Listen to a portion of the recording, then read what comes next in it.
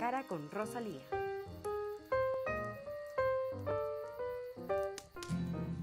Buenos días amigos y bienvenidos a este diálogo de lo que fue el 7º Seminario Iberoamericano de Periodismo Científico que tuvo lugar en Loja, en la sede de la Universidad Técnica Particular de esta ciudad, y en el que se trataron temas relativos a altas montañas. Tenemos la suerte en este momento de conversar con el doctor Axel Ramírez.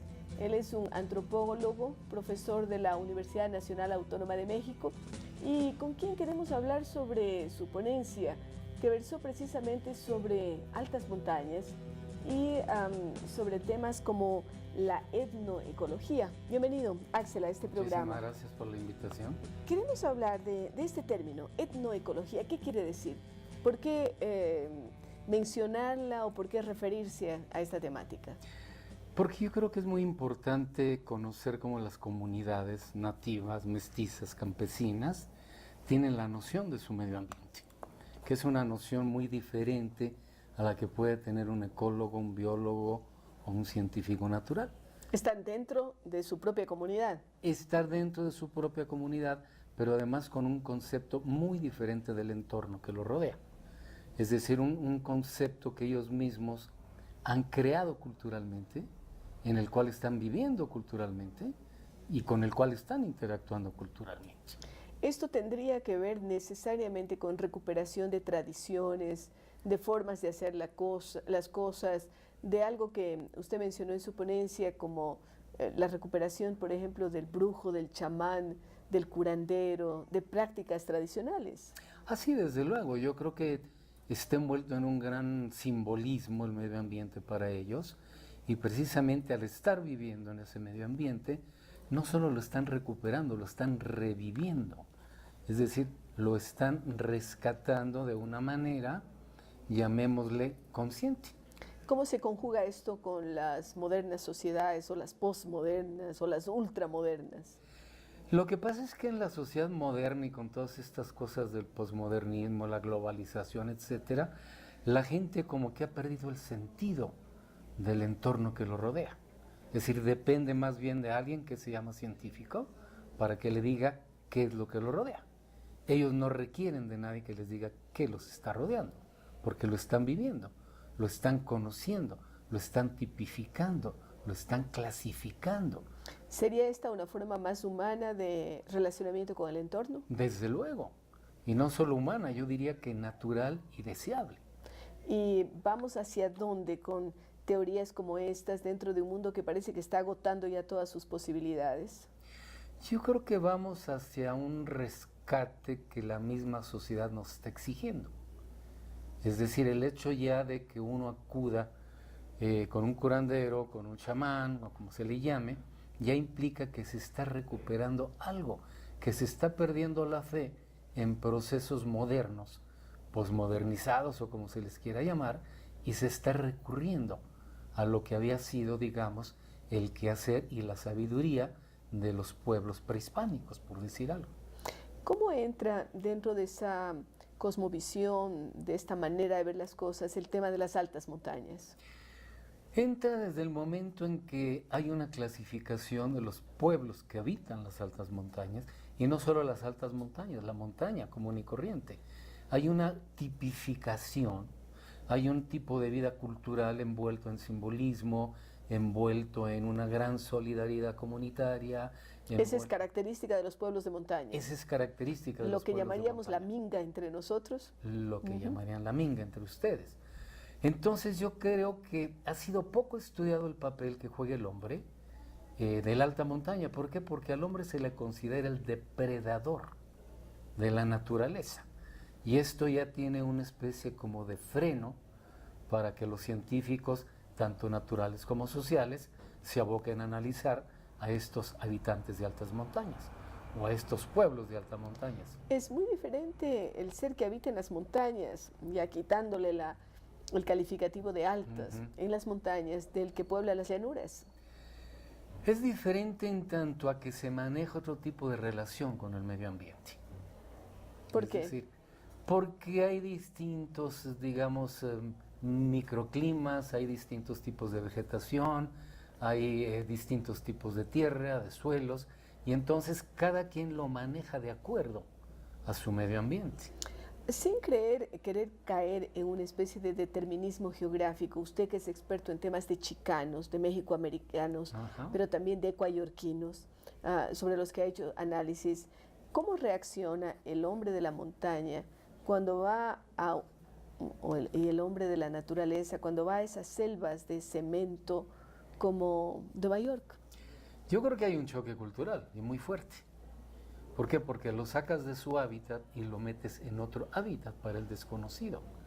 De hecho, esto ha sido, yo diría, que el gran logro de la comunidad puertorriqueña en Estados Unidos. Cuando llega un migrante, ellos primero lo preparan para enfrentarse a la gran urbe. Entonces ya lo meten a la gran urbe, pero esa persona ya va preparada. Sin perder sus connotaciones locales, tradicionales, propias. Definitivamente. El ser humano está condenado a seguir luchando entre su ambición de lo global con la realidad de su localidad. Mira, va a depender ahí de cómo la gente sigue conservando sus tradiciones. Hay gentes que no les interesa conservar su tradición, conscientemente la pierden, la dejan de lado, pero hay gentes que se aferran a su tradición. Ese aferrarse a lo local, a la tradición, podría dar lugar a fanatismos, aquellos como los que producen el enfrentamiento entre el que, asumiendo lo propio que es bueno, lo local, su tradición, su identidad en suma, sin embargo cree que esa identidad suya es la que vale frente a otras. No, lo que pasa es que hay lo que llamamos etnocentrismos. Es decir, hay gentes que piensan que su cultura es mejor que la otra.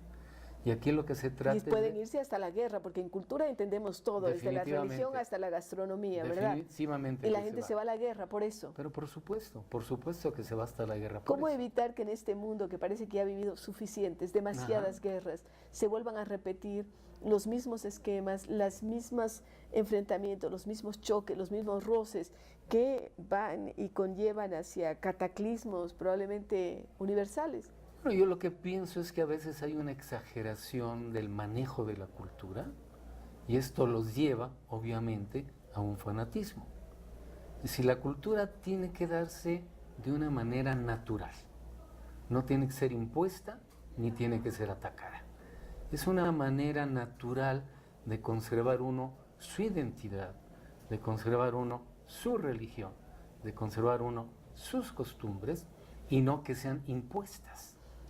Más o menos como aquello que nos dice Popper, en el sentido de que respeto lo que tú dices y tanto respeto lo que dices que hasta lucharía por defender tu criterio a pesar de que tú y yo pensamos diferente. Pero por supuesto, el problema es cuando hay una cultura que invade a otra cultura. Por ejemplo, la ayahuasca ya se está comercializando por Estados Unidos y otros países. Esto es una agresión a una cultura. Y es quitar los derechos de propiedad. Totalmente. Porque eso tiene que ver con la propiedad natural, la propiedad intelectual inclusive, porque es el uso de algo propio. Pero además es una agresión a la cultura. Y va contra los derechos colectivos de un grupo humano. Así es. Y entonces es cuando las culturas reaccionan una frente a la otra y se llega a veces a ciertos extremos, o a muchos extremos. ¿Cree Axel Ramírez en el mito del buen salvaje? No, yo creo que esto es una ilusión. Esto es una gran ilusión. No existe el buen salvaje. Eso fue en términos de Rousseau, pero yo digo que pero no parece que algunos todavía en nuestro continente persiguen retorno al Tahuantinsuyo, retorno hacia ciertos sectores, sí. Como que eso era simplemente lo perfecto. No, yo más bien creo que son mecanismos de defensa culturales. ¿Ya? El caso de la taínidad de los caribeños en Estados Unidos. Los taínos ya no existen en el Caribe. Sin embargo, hay grupos muy fuertes en Nueva York, en Chicago. Que se dicen taínos. Exactamente, y que siguen tratando de revivir las tradiciones taínas. Pero estos son mecanismos de defensa culturales. Frente al avasallamiento de lo global. Por supuesto. Esto evita una especie de anglización. El conservar esa taínidad que ya no existe, lo que están haciendo es crear un mecanismo de defensa para evitar un proceso de aculturación. Lo que hace el mexicano de cualquiera de las regiones de México cuando va a la gran urbe. Definitivamente. Y de hecho es muy notorio que se concentran en grupos étnicos en la propia capital. Una última pregunta, Axel. Vienes de tiempo al Ecuador, pero tuviste la oportunidad de estudiar aquí, de hacer investigaciones. Ajá. ¿Qué cambios estás percibiendo en la sociedad ecuatoriana entre aquella época en que tú venías a la Amazonía y hacías estudios antropológicos a lo que ves ahora? Yo creo que se está dando un giro muy fuerte hacia una modernización.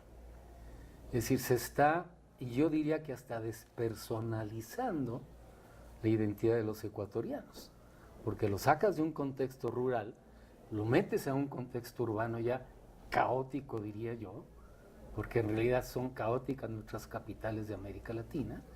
¿Y qué pasa? Lo despersonalizas, dejas su cultura original y se queda sin nada. Y se queda sin nada. Qué grave, pero qué interesante al mismo tiempo hablar con un antropólogo y tener estos conceptos de siempre, pero introduciendo esa moderna cívica, decía yo en algún momento, que es la ecología, jugando con los términos y haciendo que de alguna forma nos sintamos cada vez más responsables de lo que ocurre con nuestro medio. Gracias, Axel. Al contrario, muy amable. Y con ustedes, amigos, luego de una pausa retornamos.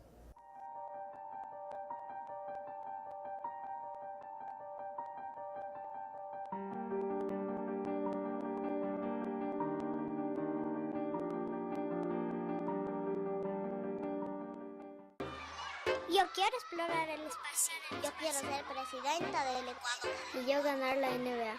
Mi profe nos dijo que eso no es imposible. Maestro, cumple el sueño y asume el reto. Apuesta por la excelencia. Sé parte del 6º concurso nacional y primero internacional de excelencia educativa. Más información en www.fidal-medioamlac.org. No seas un espectador de la excelencia, sé parte de ella. Porque eso no es imposible.